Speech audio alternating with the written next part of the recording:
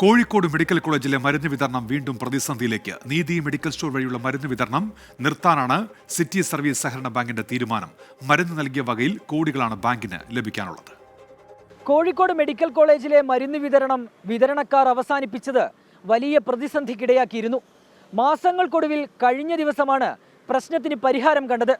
എന്നാൽ മെഡിക്കൽ കോളേജിലെ നീതി സ്റ്റോർ വഴിയുള്ള മരുന്ന് വിതരണം നിർത്തലാക്കാൻ സിറ്റി സർവീസ് സഹകരണ ബാങ്ക് തീരുമാനിച്ചതാണ് പുതിയ പ്രതിസന്ധിക്ക് കാരണം.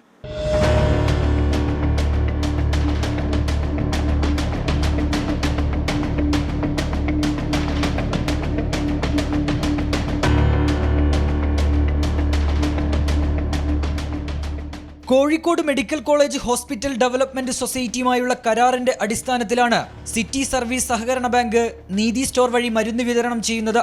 ഗവൺമെന്റ് നടപ്പിലാക്കുന്ന കാസ്പ്, മെഡിസെപ്പ്, ESI തുടങ്ങിയ ഇൻഷുറൻസ് പദ്ധതികളിലെ മരുന്നുകൾ വിതരണം ചെയ്യുന്നവയിൽ ഉൾപ്പെടുന്നു. ഈ വകയിൽ മെയ് മാസം മുതലുള്ള 4.77 കോടി രൂപയാണ് ബാങ്കിന് ലഭിക്കാനുള്ളത്. ഇത് നൽകാതെ മരുന്ന് വിതരണം ചെയ്യാൻ കഴിയില്ലെന്ന് ചൂണ്ടിക്കാട്ടി ബാങ്ക് മാനേജർ മുഖ്യമന്ത്രിയുടെ ഓഫീസിന് കത്തയച്ചു.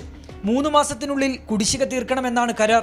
നിലവിൽ 9 മാസമായി പണം ലഭിക്കാത്തത് ബാങ്കിന്റെ പ്രവർത്തനത്തെ ദോഷമായി ബാധിക്കുമെന്നും മുഖ്യമന്ത്രിക്ക് അയച്ച കത്തിൽ വ്യക്തമാക്കുന്നു.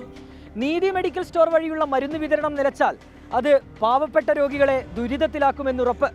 പ്രശ്നപരിഹാരത്തിന് അടിയന്തര ഇടപെടലാണ് അധികൃതരുടെ ഭാഗത്തു നിന്നുണ്ടാകേണ്ടത്. അഭിജിത്ത് മുഴക്കുന്ന്, 24 കോഴിക്കോട്. പൊതുജനം കഴുതയല്ല സാർ.